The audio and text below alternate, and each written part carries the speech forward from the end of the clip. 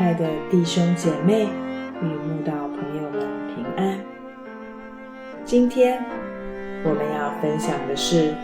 日夜流淌心中的甘泉这本书中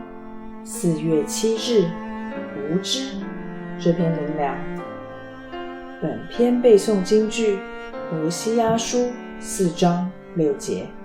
我的民因无知识而灭亡，你弃掉知识，我也必弃掉你，使你不再给我做祭司。你既忘了你神的律法，我也必忘记你的儿女。人没有知识就是无知，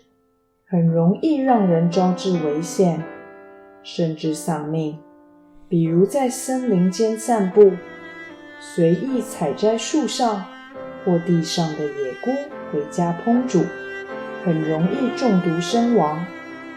人若没有这等知识，恐怕自己怎么丧命的都不知道。记得几年前，电视曾报道一对刚移民的年轻夫妻，竟带着年幼的孩子，又推着婴儿车走上高速公路。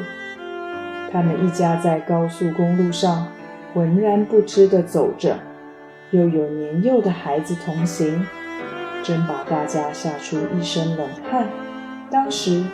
警方不得不出动直升机、警车、救护车等引导，保护他们一家走下高速公路。许多人因此议论纷纷，这对年轻夫妇怎么这么无知？大家一直在猜他们为何会走上高速公路，甚至有人推论他们是无知到不知什么是高速公路吗？如果属世的无知都会严重到危害生命，有一种无知是属灵的，就是人不认识神，或对神的认识十分错误，那就更可怕了。今日许多人把人造的偶像当成真神来敬拜，就是一种十分恐怖又悲哀的属灵的无知。其实偶像是匠人铸造，银匠用金包裹，为它铸造银链，穷乏献不起这样供物的，就拣选不能朽坏的树木，为自己寻找巧匠，立起不能摇动的偶像。他们的偶像是金的、银的，是人手所造的，有口却不能言，有眼却不能看，有耳却不能听，有鼻却不能闻，有手却不能摸，有脚却不能走，有喉咙也不能出声。愿拜偶像的人能明白，人手所造的各种神像只是偶像，绝非有灵的活神。但现代虽是知识爆炸的时代，